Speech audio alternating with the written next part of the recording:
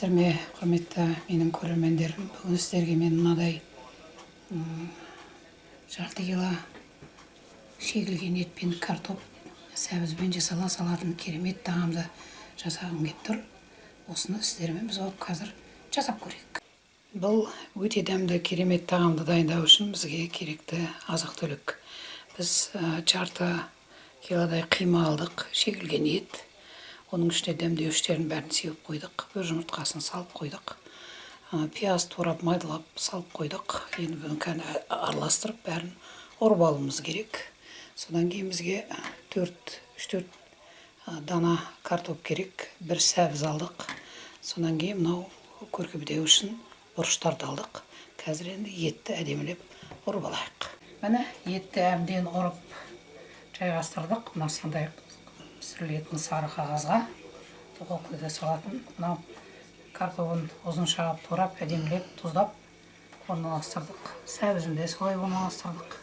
Сосын мына қыстан қалған менің салатым бар еді, помидордан жапқан, соны екі жағына жағып жатырмыз.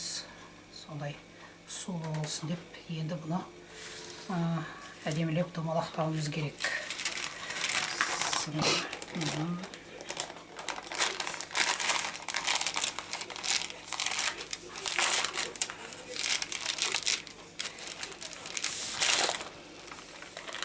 Енді осыны біраз салып жерге 1-2 сағатқа қойып қоюымыз керек.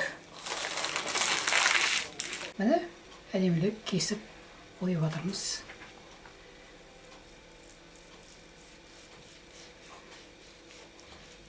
Холодильникке салып қатырсаңыз әдемі кесіледі. Мен қатыруға уақыт жоқ бізде.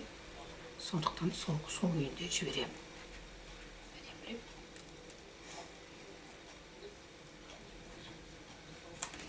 Енді осылай кесе беріңіздер. Міне мынандай кесіп алып, табаға сала беріңіздер. Міне әдемілеп көркемдеп қойдық. Қазір духовкаға барады. Ірімшіктерін қойдық бетіне, бұрыштармен көркемдедік. Әліміз келгенше қазір духовкаға барады. Міне пеште 40 минут тұрды, пештен шықты. Қазір дастарханға барады.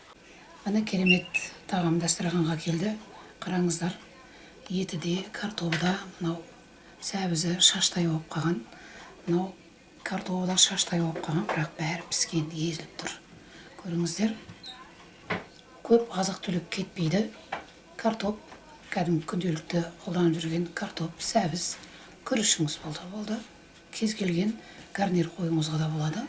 Кішкентай жарты килограмм етіңіз болса, шегіп аласыздағы жасай бересіз. Осы әдісті де көріңіздер. Ұнаса лайк, комментарий жазыңыздар. Сіздердің әрбір ой-пікірлеріңіз мен үшін өте маңызды. Астарыңыз дәмді болсын.